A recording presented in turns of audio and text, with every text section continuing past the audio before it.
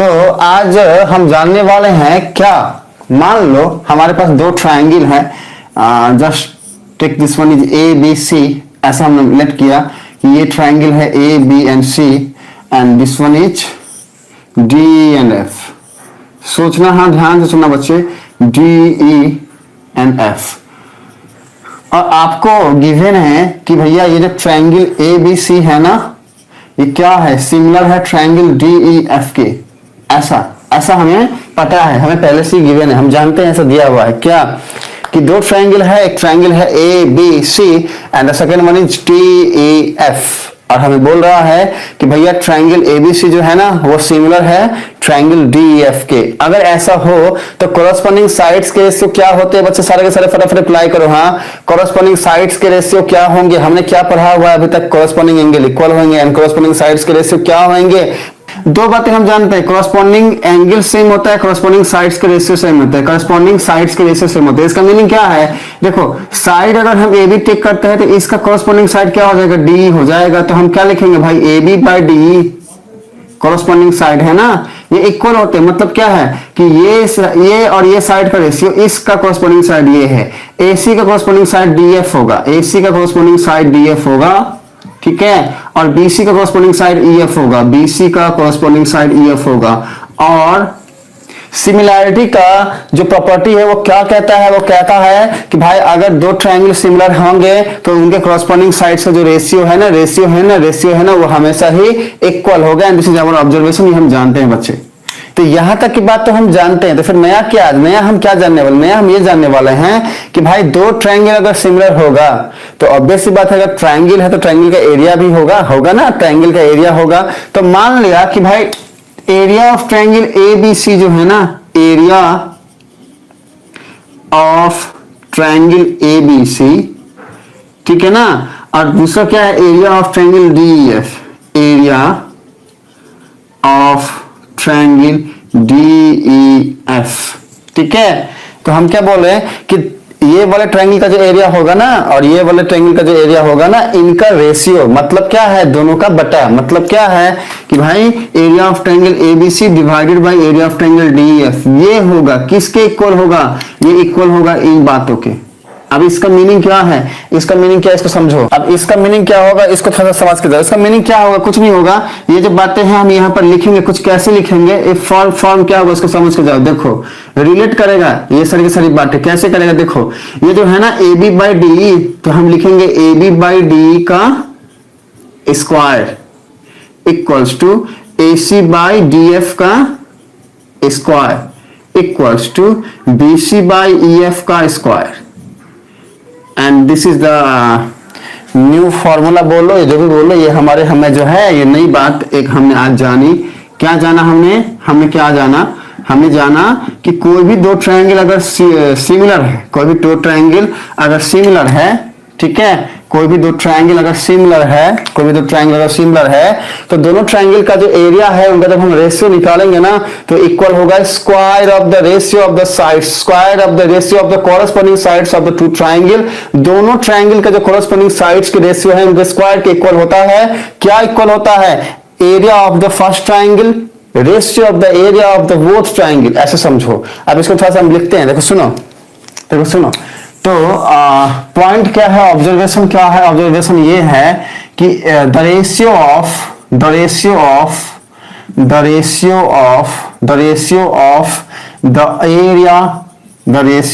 Area of two similar triangle,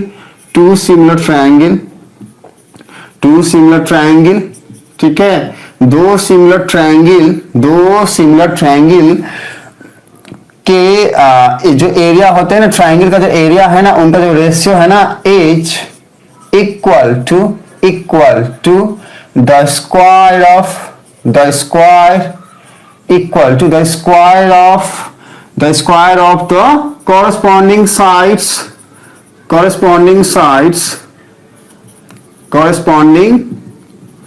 corresponding sides of both the triangle। ये बात अगर सबके समझ में आई तो हमें बोलो। देखो सुनो, हमने क्या लिखा है, हमने लिखा है कि the ratio of the area of two similar triangle, मतलब दो सिमिलर ट्राइंगल के, ठीक है ना, दो सिमिलर ट्राइंगल जो है उसका जो एरिया है ना, उसका जो रेशियो है ना, दो सिमिलर ट्राइंगल के एरिया का जो रेशियो है ना, इज इक्वल टू, इक्वल होता है the square of the corresponding sides, the square of the ratio of the corresponding sides, ratio एक वर्ड ऐड कर दो, हाँ, the square of the ratio, the square of the ratio of the corresponding sides of both the triangle, मतलब दोनों ही triangle के corresponding sides के जो ratio होंगे उनके स्क्वायर के इक्वल होगा। ये वाली बात एक बार एक्सप्लेन करते हैं, एक बार एक्सप्लेन करते हैं। आइए इधर आइए बच्चे इधर आइए, देखिए देखिए सुनिए, हमने एक लाइन लिखा है the square of the ratio of the corresponding side, the square of the ratio of the corresponding side. देखो एक एक करके सब समझते, देखो ratio of the corresponding side, पहले देखते हैं कॉरस्पॉन्डिंग साइड क्या होता है। देखो देखो ए बी का कॉरस्पॉन्डिंग साइड क्या हो जाएगा, डी हो जाएगा ना। हम जानते हैं इस बात को कि भाई ए बी का कॉरस्पॉन्डिंग साइड क्या हो जाएगा, डी हो जाएगा, डी हो जाएगा। देखो सुनो, कॉरस्पॉन्डिंग साइड को हमने समझा क्या कि भाई अगर ए बी है तो इसका कॉरस्पॉन्डिंग साइड डी हो जाएगा, अगर ए सी है तो इसका कॉरस्पॉन्डिंग साइड डी एफ हो जाएगा, अगर ए सी है तो इसका कॉरस्पॉन्डिंग साइड डी एफ हो जाएगा, और अगर बी सी है तो इसका कॉरस्पॉन्डिंग साइड ई एफ हो जाएगा, अगर बी सी है तो इसका कॉरस्पॉन्डिंग साइड ई एफ हो जाएगा। और यहाँ पर एक वर्ड है द रेशियो ऑफ, मतलब क्या है इनका रेशियो, मतलब क्या है A B is to D, A B is to D. अब इसी को हम रेशियो बोलते हैं बच्चे, इसको हम रेशियो बोलते हैं। और ये बच्चों वाली बातें हम सबको पता है। सच क्या बच्चों वाली बातें बताते हो बच्चे, जान लो फिर से। और क्या, अब इसी रेशियो को हम बटे के शक्ल में लिखते हैं ऐसा, मतलब यही चीज को हम ऐसा लिखते हैं बच्चा, मतलब इस वाली बात को हम लिख सकते हैं ये ऐसा, ठीक है। तो क्या हो गया, the ratio of corresponding sides, तीनों की बातें आ गई। देखो अब क्या है, स्क्वायर है तो भैया इसका स्क्वायर कर दो ना, और क्या है इसका स्क्वायर कर दो ना, और क्या है, हाँ स्क्वायर ऑफ। अब देखो आगे आते हैं इज इक्वल टू, अब ये इक्वल होगा, ये सारी की सारी बातें इक्वल होंगी, इक्वल होंगी, इक्वल होंगी, किसके इक्वल होंगी, the ratio of the area of two similar triangle, दो सिमिलर ट्रायंगल के एरिया के रेशियो के। और वो क्या है, area of triangle ABC by area of triangle DF, ये इक्वल होगा इसके। अरे भाई यही वाली बात हम यहाँ पर लिखे हैं, एक न्यूमेरिकल जो है इसके ऊपर में करेंगे हम। आओ, हमने क्या बोला भाई, कोई भी क्वेश्चन हो, कैसा भी न्यूमेरिकल हो, हमें ये पता होना चाहिए कि हमको उसको अप्रोच कैसे करना है। हमें कंसेप्ट की अगर नॉलेज है, हम जानते हैं बातों को कैसे क्या हो रही है, तो हम चीजों को आसानी से कर सकते हैं। तो अभी अभी हमने जाना, हमारे पास एक फंडा है, अभी अभी हमने जाना क्या कि एरिया जो है ना, अगर दो ट्रायंगल सिमिलर हो, पहले तो क्वेश्चन तो पढ़ लेते हैं, फिर आएंगे कि हमने अभी क्या बताया। देखो सुनो, क्वेश्चन क्या बोल रहा है, क्वेश्चन बोल रहा है कि दो बातें हैं, दो ट्रायंगल है एबीसी और डीईएफ, और दोनों बोल रहा है कि सिमिलर है, तो ट्रायंगल बनाते हैं। देखो सुनो, एबीसी ऐसा बोला ना, एबीसी, तो हमने चलो एबीसी बनाया, ट्रायंगल ऐसे कुछ बना लिया, एबीसी मतलब ये हो गया ए, ये हो गया बी, ये हो गया सी, और बोल रहा है कि डीईएफ, तो चलो मान लो ये डीईएफ। अब क्या बोल रहा है कि दोनों ट्रायंगल सिमिलर है, तो इसका मतलब क्या है कि ए के कॉरस्पॉन्डिंग में डी आएगा, मतलब अगर ये ए यहां रखे तो बी यहां रख दो, ठीक है। बी के कॉरस्पॉन्डिंग में क्या है, ई आएगा, तो बी यहां रखे तो ई यहां रख दो। डायग्राम ऐसे बनाना है, हाँ। और अगर सी है ना, तो सी के कॉरस्पॉन्डिंग में क्या होगा, एफ होगा, क्योंकि दोनों सिमिलर है तो एफ यहां रख दो। अब मान लो हमारा शुभम बोलता है ना सर जी हम तो नहीं मानेंगे, हम तो ऐसा नहीं करेंगे, हम यहां पर लेंगे एफ, हम यहां पर लेंगे डी, हम यहां पर लेंगे डी ई। अब ऐसा करेंगे बच्चों तो दिक्कत हो जाएगा, गड़बड़ हो जाएगा, क्योंकि दोनों के दोनों ट्रायंगल सिमिलर है। तो इसलिए कोशिश करो कि बातों को कुछ इस तरीके से रखने का अच्छा रहेगा। हाँ बाकी करके देखना आप, ठीक है। तो आप जो है ना चीजों को अगर ऐसे रखते हो तो अच्छी बात है। आगे बढ़ते हैं, आगे क्या बोल रहा है कि and their area be respectively, मतलब क्या बोल रहा है, रिस्पेक्टिवली का मीनिंग क्या हो गया भाई, अच्छी बात हम जानते हैं कि भैया एबीसी जो है वो होगा 64, और डीएफ जो है ना, डीएफ जो है ना, देखो ये जो डीएफ है ना, ये क्या हो जाएगा, ये हो जाएगा 121, ये मीनिंग होता है। तो हमको पहले ही पता है कि इसका एरिया क्या है, हाँ, एरिया ऑफ ट्रायंगल एबीसी ये कितना है, एज कितना है, 64 स्क्वायर सेंटीमीटर, ठीक है ना, ये हमें पता है, ओके। और साथ में हमें पता है क्या, area of triangle DF, area of triangle DEF ये कितना है, ये है 120 मीटर स्क्वायर सेंटीमीटर। ये दो बातें हमें पता है, ठीक है। तो हमें क्या बोल रहा है, फाइंड करना है क्या, BC। हमने हमेशा ही आप सबको बोला है एक बात, वो ये कि चाहे कैसा भी क्वेश्चन हो, मे बी इजी हो सकता है, मे बी वो टफ हो सकता है, हमको अप्रोच कैसे करना है अगर ये पता है तो हम आराम से कर सकते हैं, बच्चे प्रोसीड कर सकते हैं। तो सबसे पहला स्टेप हमारा क्या है कि क्या फाइंड करना है वो देखो। तो हमको पहले ही पता चल गया कि भैया हमको फाइंड BC करना है, मतलब ये वाली बात चाहिए, हाँ ये वाली बात चाहिए। अच्छा हम बोलेंगे ठीक है ये वाली बात चाहिए ना, इसको हमने लॉक कर दिया, हमने देखो इसको लॉक कर दिया, हमको ये चाहिए, लॉक कर दिया। अब देखो सुनो, अब ये चाहिए तो भाई BC को हम कैसे फाइंड आउट करेंगे, हाँ तो अब हम क्या क्या देखना है हमें क्वेश्चन में वो देखो। तो सबसे पहले हमने देखा कि पहला की पॉइंट तो ये बोल दिया कि दोनों ट्रायंगल सिमिलर है। तो अगर दोनों ट्रायंगल सिमिलर है ये बात हमें पता है, तो हमारा लॉजिक क्या कहता है, हाँ सिमिलैरिटी के केस से, हाँ लॉजिक कहता है कि अकॉर्डिंग टू प्रॉब्लम के हिसाब से, हाँ क्या triangle ABC is similar to triangle DEF। ये प्रॉब्लम कहता है कि दोनों ट्रायंगल सिमिलर है। तो हमारे पास पॉइंट क्या क्या है, हमारे पास पॉइंट है कॉरस्पॉन्डिंग साइड्स के रेशियो इक्वल होते हैं, मतलब AB by DE equals to BC by EF equals to AC by DF। अब सुनो, अब मान लो एक बच्चा बोलेगा सर ये एंगल क्यों नहीं ले रहे हो, तो बच्चा हमको यहाँ पर साइड पूछ रहा है ना, तो साइड से कम चला लेंगे, एंगल का काम पड़ेगा, जरूरत पड़ेगा नहीं यहाँ पे। चाहो तो लिख सकते हो, चाहो तो नहीं लिख सकते हो, कोई प्रॉब्लम नहीं है। पर ये वाली बात हमने लिखा क्योंकि हमें ये बात पता है, हाँ तो ये हमने ऐसा लिख दिया कि हमको तो ये बात पता है। अब ध्यान से हमने देखा कि अरे भाई जो BC हमें चाहिए वो तो यहीं पे छुप के बैठा हुआ है, और इसीलिए हमने कॉरस्पॉन्डिंग साइड्स के रेशियो को यहाँ पे इक्वल बताया और लिखा, क्योंकि हमको जो फाइंड करना है वो क्या पता हमको यहां से मिल जाए। अब हमको यहां से मिलने के लिए कब मिल सकता है, जब कम से कम एटलीस्ट या तो हमारे पास AB D और EF की बातें हो, अगर ये ना भी ले, या फिर मान लो इसको हटाते हैं तो फिर AC DF और EF हो। तो क्या ये सारी बातें हमारे पास डाटा में अवेलेबल है, ये हमें सोचना है पहले। तो हमने देखा यहाँ पे, तो हमको दिखा कि अरे भाई यहाँ पर तो सिर्फ एक EF बैठा हुआ है ये वाला, और बाकी ना तो AB है ना तो DE है। तो अगर AB DE नहीं है तो फिर हम BC कैसे फाइंड आउट करेंगे। तो हमने सोचा भाई अब हम करें क्या, तो हमने वापस से बोला खुद को अच्छा एक काम करते हैं, फिर से पढ़ते क्वेश्चन वाले भैया की तरफ जाते हैं, देखते कि वो क्या बोल रहे थे। हमने गया, हमने क्या किया, हमने किया ऐसा कुछ किया कि हम गए क्वेश्चन वाले भैया के पास, हमने पूछा भैया आप क्या करें बताओ, हम तो फंस गए हैं। तो क्वेश्चन वाले भैया हमको क्या बोले, दिल बर्बाद कहीं का, अरे तुम पहले अपना स्पीड तो धीमा करो, अरे हमारा बच्चा लोग तुम्हारा समझ नहीं पाएगा। तो हमने बोला हाँ बात तो ठीक बोलता है। तो हमने बोला चलो स्पीड धीमा करते हैं। तो हम थोड़ा धीमा हो गए और हमने फिर इनसे पूछा करे क्या। तो हमने बोला तुमको दिखता नहीं है रे, तुम देखो ना जाके क्वेश्चन में। तो हम बोला अच्छा ठीक है सर हम देखते हैं। तो हमको ये डांटे, हाँ डांटने के बाद हम देखने गए हैं तो हमको दिखा कि यहाँ पर एरिया की बात की गई है, ट्रायंगल्स के एरिया की बात की गई है, और एरिया दे दिया है, गिवन है दोनों का एरिया। तो हमने बोला अच्छा यहाँ पर हमको तो एरिया दोनों ट्रायंगल का गिवन है, तो हमको पता है दोनों ट्रायंगल का एरिया क्या है। तो हमने यहाँ पर लिख भी लिया कि एरिया ऑफ ट्रायंगल ABC ये है, एरिया ऑफ ट्रायंगल DEF ये है। तो अब हम फिर से अटक गए कि भैया एरिया तो दे दिया है, हमको चाहिए BC, हम लाएंगे कैसे।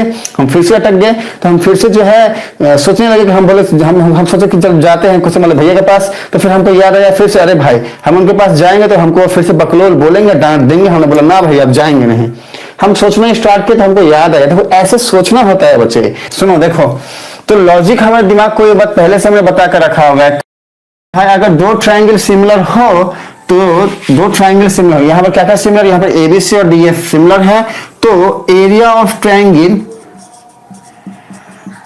ABC bye area of triangle DEF। अभी हमने आपको बताया कि अगर दो ट्रायंगल सिमिलर होंगे तो उनका जो एरिया होगा ना, उसका जो रेशियो होगा, मतलब दोनों का जो बटा निकालेंगे वो इक्वल होगा कॉरस्पॉन्डिंग साइड्स के रेशियो की, मतलब इनके स्क्वायर्स की, सिर्फ साइड्स के रेशियो नहीं स्क्वायर्स की। ठीक है, तो अब देखो ध्यान से, हम चाहें तो ये ले सकते हैं AB बाई DE का स्क्वायर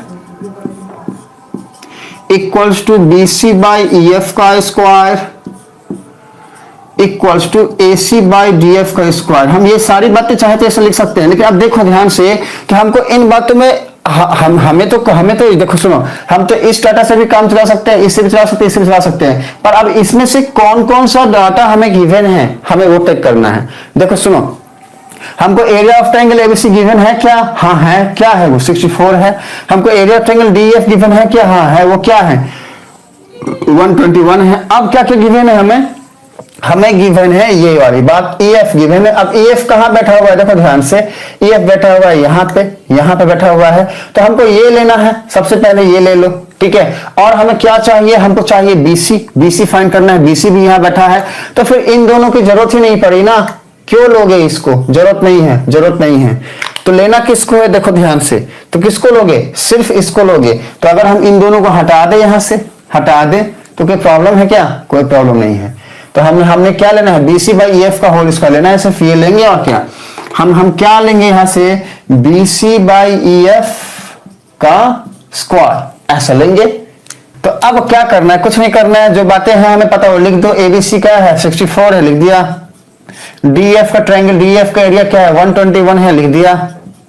इक्वल्स टू BC तो हमें फाइंड ही करना है, तो हम लिख सकते हैं ना BC बाई EF का होल स्क्वायर को लिख सकते हैं ना बच्चा, BC का स्क्वायर बाई EF का स्क्वायर, ऐसा लिख सकते हैं। अब देखो ध्यान से, ये क्या हो जाएगा 64 बाई 121 इक्वल्स टू, अब देखो सुनो, ये जो EF है ना, EF का स्क्वायर को यहाँ पर हम क्रॉस मल्टीप्लाई करा देते हैं, तो फिर BC स्क्वायर आएगा, EF का स्क्वायर, EF की वैल्यू हमें पहले से पता है कितना है भाई, 15.4 का स्क्वायर है EF, इक्वल्स टू BC का स्क्वायर, ये वाली बात यहां तक आ गई।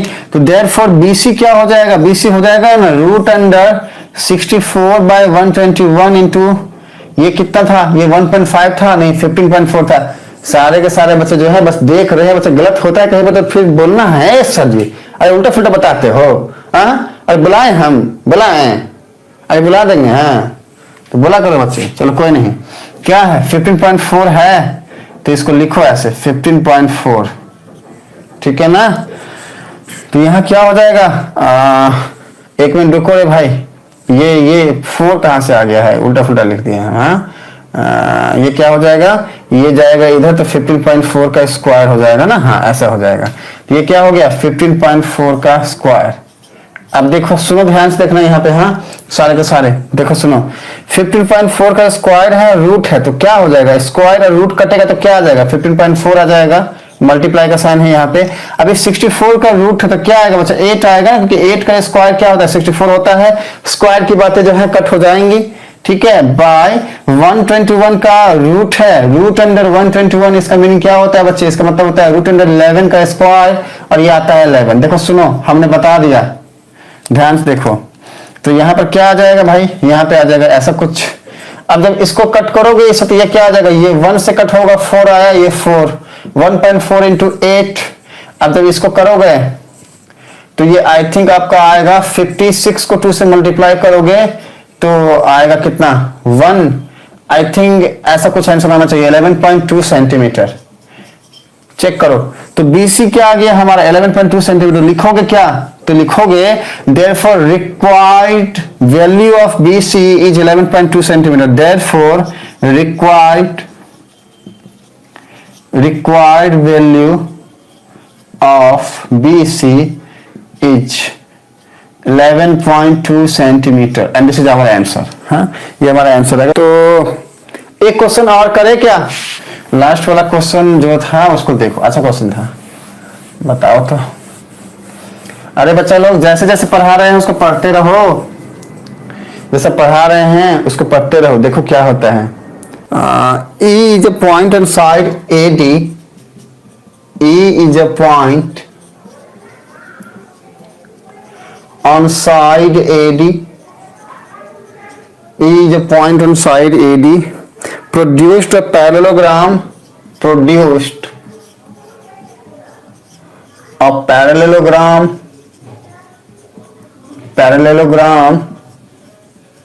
ठीक है, ABCD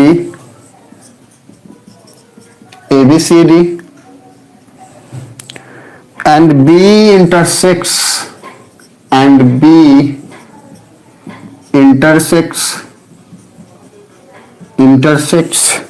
CD at F, ठीक है, so that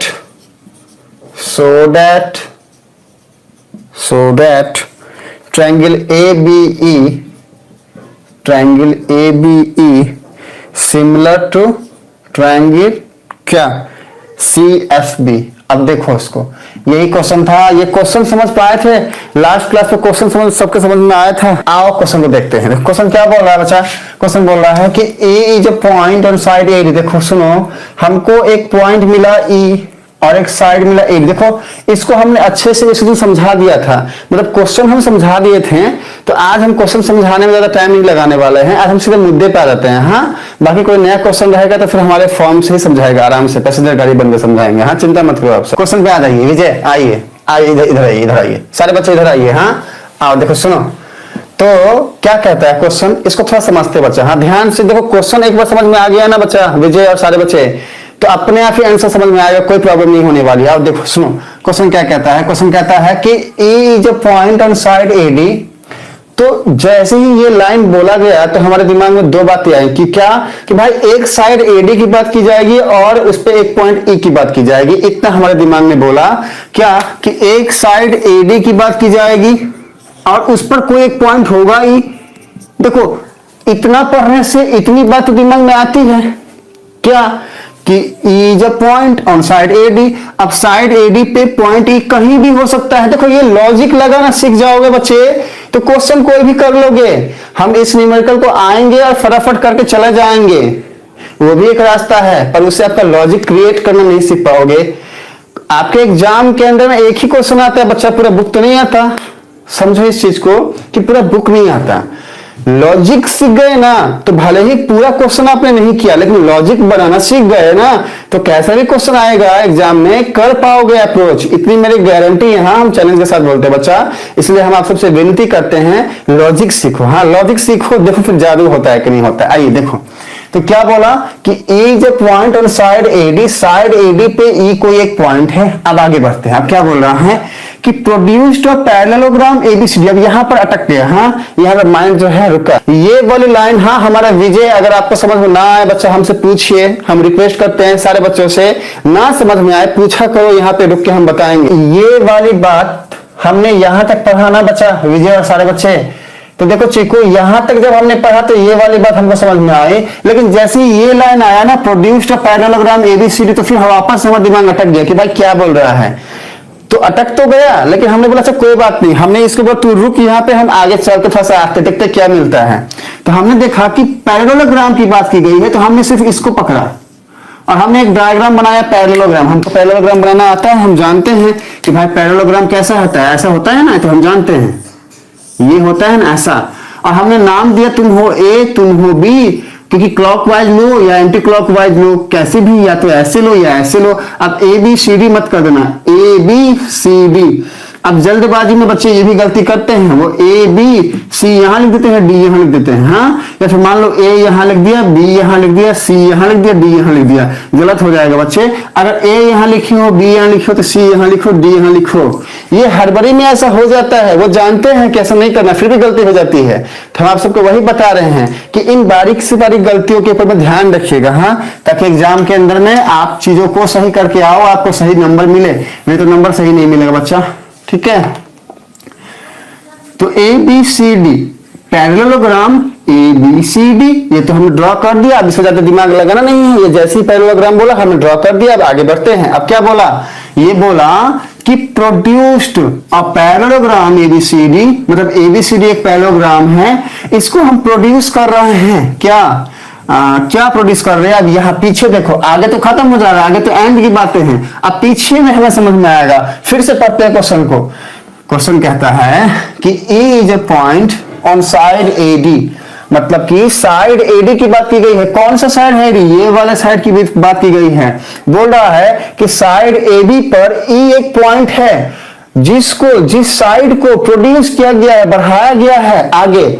अब जैसे ही ये वाली बात आई, अब यहां से क्या हमें समझ में आ रहा है, हमें ये समझ में आ रहा है कि अच्छा ABCD तो एक पैरेललोग्राम है, अच्छी बात है। अच्छा E जो है ना साइड AB पे एक पॉइंट है, चलो AD साइड पे E कोई एक पॉइंट होगा, कहां पे होगा ये अभी हम जज नहीं कर पा रहे, आगे करेंगे। अब क्या बोल रहा है कि AD को प्रोड्यूस किया गया है, मतलब या तो AD को ऐसे प्रोड्यूस कर दो या फिर AD को ऐसे प्रोड्यूस कर दो। तो अब या तो यहां या फिर यहां कोई एक जगह पे आगे बढ़ाना है। प्रोड्यूस की मीनिंग यही होती है कि कहां आगे बढ़ाना है। अब ये जजमेंट हम कैसे लेंगे, आगे क्वेश्चन पढ़ते हैं। देखो सुनो ध्यान से क्या बोल रहा है कि एंड बी, अच्छा ई बोल रहा था कि क्या है, पॉइंट है। तो मान लो कि अगर हमने ए बी लाइन को यहां प्रोड्यूस किया तो ई पॉइंट मान लो यहां पे कहीं पे होगा, और अगर हमने एडी को यहां प्रोड्यूस किया तो ई पॉइंट कहां पे, मान लो यहां कहीं पे होगा।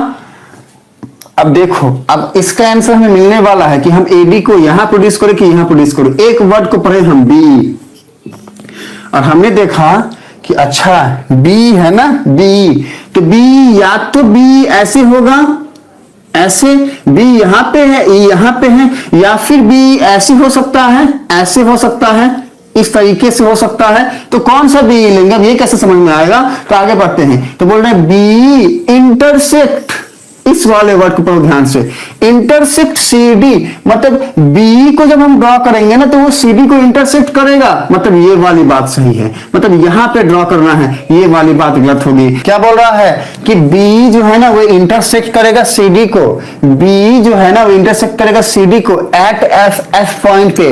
मतलब क्या हुआ कि बी जो है वो सी डी को इंटरसेक्ट कर रहा है, देखो यहां इंटरसेक्ट कर रहा है पॉइंट एफ पे, ये तो लिखा हुआ है, तो एफ यहां पे होगा बच्चा, यहां पे होगा। अब देखो ये वाला एडी और ई बेचारा यहां छूट गया।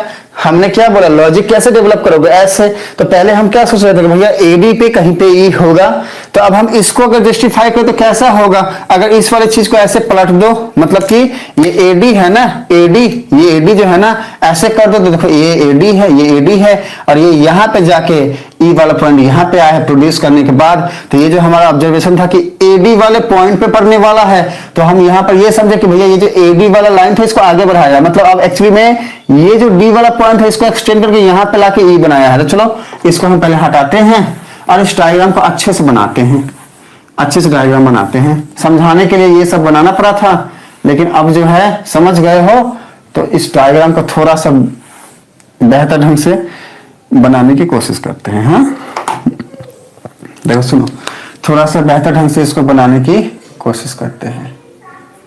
हाँ तो डायग्राम कैसे बनेगा, देखो डायग्राम ही मेन है, अगर डायग्राम आ गया समझ में तो फिर कोई प्रॉब्लम ही नहीं है बच्चा। देखिए क्या होने वाला है, डायग्राम कुछ इस तरीके से बातें होने वाली है। हाँ देखो ऐसा कुछ होगा और क्या, बाकी डायग्राम जो है हाथ से ड्रॉ हो रहे हैं, भटभट तो परेशान करता है। तुम रुको फिर से ड्रॉ करते हैं, तो परेशान करता है, इससे करते हैं, हाँ इससे करते हैं। हाँ ये नहीं हुआ तो फिर शख्स बदलना पड़ेगा हमको। लो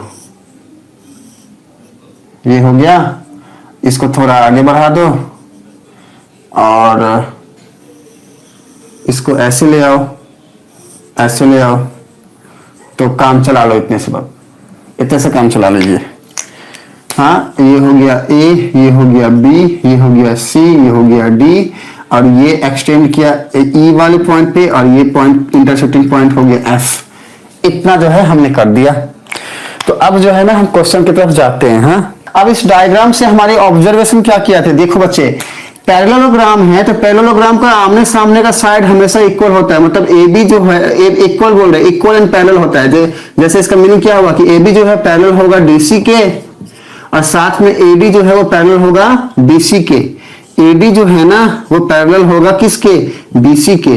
अब देखो ध्यान से, क्योंकि ये लाइन और ये लाइन पैरेलल है, तो इसका मतलब क्या है कि अगर ये लाइन पैरेलल है, देखो अगर कोई भी दो लाइन पैरेलल हो और कोई भी एक ट्रांसवर्स उसको ऐसे कट कर रहा हो, तो हम क्या कह सकते हैं, हम कह सकते हैं कि भाई वो एक जेड बना रहा है, और इसका ये एंगल जो होता है इसके इक्वल होता है। 9th में आप सबने पढ़ा होगा बच्चे, इसको क्या बोलते हैं, alternate interior angles are equal.